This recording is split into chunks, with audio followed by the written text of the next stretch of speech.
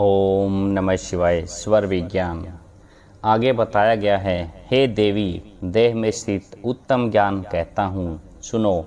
यह वह ज्ञान है जिसको जानने ही से सारे ज्ञान प्राप्त होते हैं, अथवा एक स्वर ज्ञान जिसे मिला है उसे सब ज्ञान मिल गए हैं। अभी महादेव जी ने बताया कि पार्वती जी, ये जो ज्ञान है सब ज्ञानों में उत्तम है, सब ज्ञानों में श्रेष्ठ है। जिसने इस ज्ञान को पा लिया उसको सारे ज्ञानों का ज्ञान हो जाता है, वह महान ज्ञानी बन जाता है।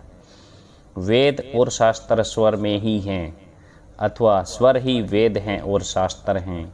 ज्ञान विद्या भी स्वर में ही है, सारा त्रैलोक्य स्वर में है और सारा और मात्र का स्वरूप भी स्वर ही है। अब बताया गया है जितने भी हमारे वेद हैं, शास्त्र हैं, वो क्या है, सारे स्वर ही हैं। स्वर विज्ञान के ऊपर ही सारे आधारित हैं। तो हमारा जो ज्ञान है, अगर इस ज्ञान को सीख लिया तो समझ लेना कि हमें वेदों और शास्त्रों का ज्ञान भी हो जाता है। वही त्रैलोकी है, सारा त्रैलोकी स्वर में ही स्थित है। जो भी त्रैलोक है, वर्तमान भूत भविष्य जो कुछ भी अस्तित्व है, सारा क्या है, स्वर विज्ञान में ही निहित है। स्वर से ही हीन ज्योतिषी वैसा ही है जैसे स्वामी बिना घर, शास्त्रहीन वक्ता और सिरहीन शरीर। स्वर के अभी आगे बताया है, स्वर से हीन ज्योतिषी वैसा ही है ना। जिस ज्योतिषी ने स्वर को नहीं जाना वो वैसा ही जैसे स्वामी के बिना घर और शास्त्रहीन के बिना वक्ता और सिर के बिना शरीर, जिसका सिर ना हो और वो शरीर किस काम का। तो इसे ऐसे बताया गया है कि ये सबसे श्रेष्ठ ज्ञान है। नाड़ी का भेद और प्राण तत्व का भेद तथा ईड़ा, पिंगला और सुषुम्ना आदि श्वासों का भेद जो जानता है वही मुक्ति को पाता है। अभी इसमें आगे बताया कि हमारे शरीर में जो 3 नाड़ियाँ होती हैं मेन, ईड़ा, पिंगला और सुषुम्ना, इन तीनों नाड़ियों के भेद को जो जानता है और इनके तत्वों को जानता है, श्वास के जो हमारी जो श्वास चलती है इसमें 5 तत्व बहते हैं, तो उन तत्वों को जानता है वही मुक्ति को पा जाता है, वही मुक्ति को पाता है। हे सुमुख, साकार व निराकार, शुभ वायु को बलि कहने पर सभी स्वर ज्ञान को ही श्रेष्ठ कहते हैं।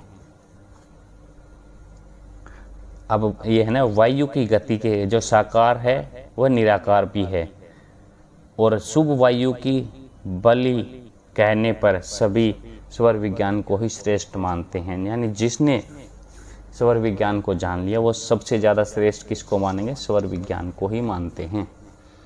यह ब्रह्मांड खंड और इसके पिंड आदि शरीर आदि सभी स्वर से ही रचे गए हैं। यहाँ तक कि सृष्टि और संसार के कर्ता भी साक्षात्कार स्वरूप ही हैं।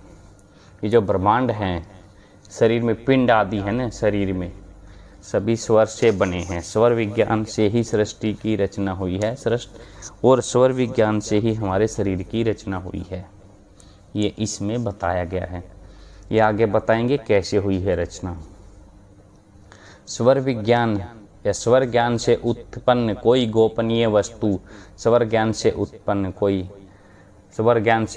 कोई धन और स्वर ज्ञान से उत्तम कोई ज्ञान न तो देखा है और नहीं सुना है। यानी जिसने भी स्वर ज्ञान को जान लिया वो क्या कहेगा कि स्वर ज्ञान सबसे उत्तम है, सबसे गोपनीय है, इससे उत्तम कोई धन है ही नहीं। जिसने स्वर ज्ञान को जान लिया वो कहेगा कि सबसे ज़्यादा जो है उत्तम स्वर ज्ञान ही है। स्वर शत्रु बल का नाश करता है और मित्रों को मिलाता है। स्वर बल से लक्ष्मी की प्राप्ति होती है और कीर्ति और सुख भी मिलता है।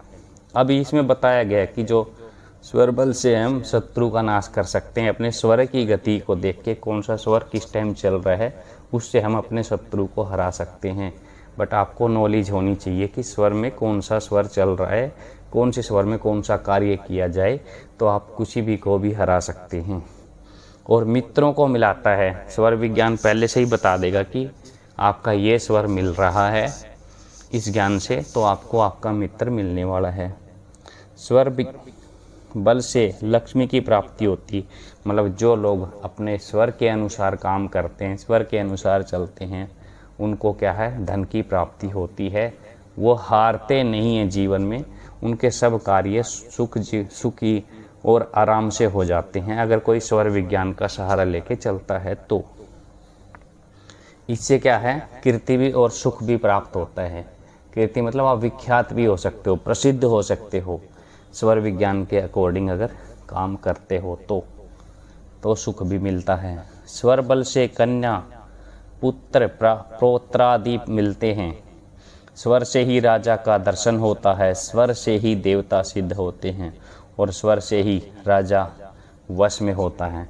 अब आगे बताया गया है कि आप अगर स्वर को देख के काम करते हैं, स्वर को देख के आप प्लानिंग करते हैं कोई भी, तो उससे आपको पुत्र प्राप्ति हो सकती है। ठीक है, उसमें आगे बताया गया है कि पुत्र प्राप्ति के लिए आपको कौन से वाले स्वर में क्या काम करना चाहिए, कैसे करना चाहिए, वो सब बताया। स्वर से ही राजा का दर्शन होता है। अगर आप किसी राजा से मिलना चाहोगे, स्वर को देख के जाओगे ना, तो वो आपसे मिलेगा ही मिलेगा। और स्वर से है जो भी हमारे देव देवता हैं वो सिद्ध हो जाते हैं और स्वर से ही राजा वश में हो जाता है। अब इसमें बताया गया है कि अगर आप स्वर के अकॉर्डिंग काम करते हो और स्वर सही स्वर में सही कदम रखते हो, सही स्वर में सही काम करते हो, तो आप राजा को भी वश में कर सकते हो। स्वर बल के सहारे विदेशों में गमन करें, स्वर बल से ही उत्तम भोजन प्राप्त करें और स्वर बल से ही लघु दीर्घ मल मूत्र का त्याग करें। अब इसमें एक बहुत अच्छी बात बताई गई है कि आप स्वर को जानकर, जो स्वर चल रहा है, जिस स्वर में किस स्वर में कौन सा काम करना चाहिए, यानी उसके अकॉर्डिंग अगर आप विदेशों में गमन करेंगे, ठीक है, तो स्वर बल से क्या है, आपकी विदेशों की यात्रा सफल होगी। दूसरा, स्वर बल से क्या है, अगर आप स्वर को चेक करके खाना खाते हैं तो आपका पेट खराब नहीं होगा, आपका स्वास्थ्य सुधरा हुआ रहेगा, कोई खराबी नहीं होगी, कोई बीमारी नहीं लगेगी। स्वर बल से ही लघु दीर्घ मल मूत्र का त्याग करें।